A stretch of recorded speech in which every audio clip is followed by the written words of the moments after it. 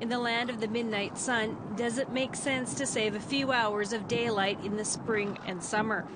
Not according to ISTCHENKO, Yukon Party's Klawani MLA. I think it's prevalent across the country a little bit. Those conversations are happening in other provinces. Northwest Territories had put something forward in their legislature. So, there's, and you know what, more and more I'm hearing from people that, yeah, I don't think we need it anymore. Last week, the Yukon Legislative Assembly passed a motion presented by ISTCHENKO to consult Yukoners about eliminating daylight saving time in the territory. On days like this, maybe it does make sense to change the clock 1 hour ahead and save a few hours of daylight. But for some residents here in Whitehorse, it's a big inconvenience.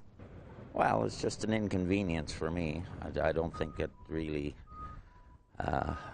adds to the length of the day. I never notice anyway. It's just a chore to change the clock. I'm a fan. I think that we should eliminate it.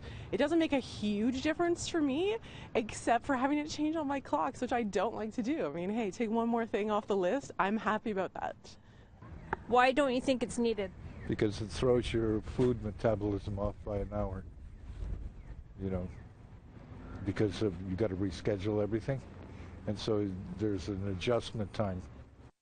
ISTCHENKO says time change really has little to no effect in the Yukon except for confusion.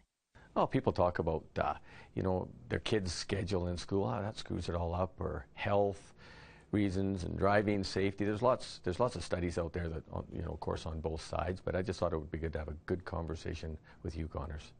If Yukon elects to eliminate daylight savings, it will follow in suit with provinces like Saskatchewan and parts of Nunavut that don't spring ahead or fall back in time.